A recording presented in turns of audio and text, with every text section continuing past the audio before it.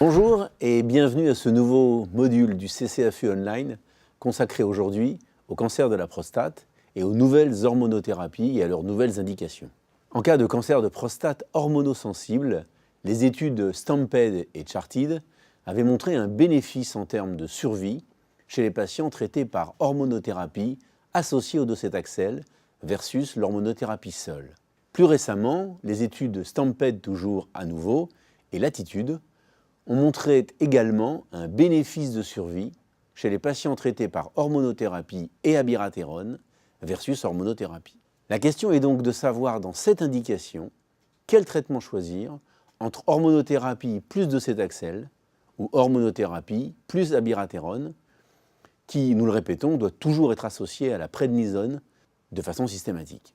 D'abord, les patients qui bénéficient le plus de ces traitements sont ceux qui ont une charge tumorale importante, métastases viscérales ou au moins 3 métastases osseuses. Il n'y a pas d'études comparatives entre les deux traitements, et ce ne sont donc que des comparaisons indirectes. Quoi qu'il en soit, les médianes de survie globale sont identiques à 34 mois pour les deux traitements, et les résultats sur les survies sans progression sont également identiques. En revanche, les profils de tolérance sont nettement meilleurs pour abiraterone versus docétaxel, ce qui était prévisible, ainsi que la qualité de vie essentiellement au début du traitement. Enfin, la prise d'un médicament oral est évidemment beaucoup plus simple qu'une chimiothérapie intraveineuse. En conclusion, même si encore une fois la comparaison est difficile à faire car elle n'est pas directe, à efficacité identique, l'abiraterone permet une réduction de la toxicité aiguë et des décès toxiques, avec une grande simplicité d'utilisation, mais un coût qui est en faveur du docétaxel. Le deuxième sujet qui a été traité lors de ce CCAFU Online a été le CRPC-M0, c'est-à-dire le cancer de prostate résistant à la castration en situation non métastatique. Le premier point important à rappeler est l'importance d'évaluer le risque d'évolution, puisqu'à ce stade, aucune métastase n'est décelée. C'est le PSA-DT, c'est-à-dire le PSA Doubling Time, qui se calcule très facilement à partir de plusieurs dosages de PSA sur des applications disponibles sur Internet, qui va servir de base à la référence. C'est pour des valeurs inférieures à 6 mois du PSA-DT que les risques augmentent de façon exponentielle. Deux études, très récemment présentées à l'ASCO-GU, sont venues nous aider à choisir le traitement optimal. D'abord, l'étude PROSPER a montré l'intérêt de l'enzalutamide versus hormonothérapie dans cette indication en termes de survie sans métastase et de délai avant un nouveau traitement antitumoral. En revanche, pas de bénéfice actuel en termes de survie globale, peut-être à cause de données encore immatures. La deuxième étude est l'étude Spartan, qui, elle, a comparé l'apalutamide et l'hormonothérapie avec une réduction du risque de 72% du risque de métastase, sans bénéfice également sur la survie globale, peut-être pour les mêmes raisons d'immaturité des données. Le profil de tolérance de ces deux molécules est excellent. Le bilan à effectuer avant une hormonothérapie ou une chimiothérapie doit comprendre un bilan clinique, une imagerie associant scanner thoraco-abdominopelvien et scintigraphie osseuse, et on rappelle qu'il n'y a pas d'indication à ce stade au PET scan, quel que soit le marqueur utilisé.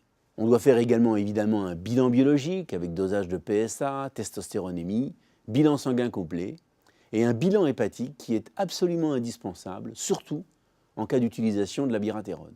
Ce bilan est à renouveler pour mesurer l'efficacité du traitement, en théorie tous les 3 ou 4 mois. En pratique, l'abiraterone est prescrit en une prise quotidienne à 1000 mg en une prise.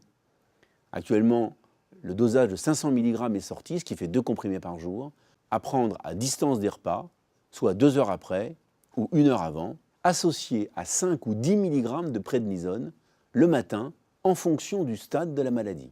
L'enzalutamide, lui, est prescrit à 160 mg jour, soit 4 comprimés de 40 mg en une prise également, et là encore, indépendamment des repas. Il n'y a pas de nécessité d'utiliser de la prednisone avec l'enzalutamide. Attention, en cas d'antécédent de convulsion, une hormonothérapie par analogue ou antagoniste doit être systématiquement associée. Attention également aux associations médicamenteuses. Avant 12 semaines de traitement, l'augmentation précoce isolée du PSA est à ignorer, sans autre preuve de progression de la maladie, et le traitement doit être continué. La progression du taux de PSA est définie par une augmentation supérieure ou égale à 25% par rapport à la valeur nadir, avec une augmentation absolue supérieure ou égale à 2 nanogrammes par millilitre, à 12 semaines, mesure qui doit être confirmée par un nouveau dosage 3 semaines plus tard. La progression tumorale osseuse est définie également par l'apparition d'au moins 2 nouvelles lésions, confirmées par un deuxième examen réalisé au moins 6 semaines plus tard. Enfin, la progression des métastases viscérales utilise des critères RECIST, et comme pour les métaosseuses, une confirmation doit être effectuée lors d'un deuxième examen réalisé au moins 6 semaines plus tard. On répète qu'il ne faut pas arrêter le traitement sur la base unique de progression isolée du PSA.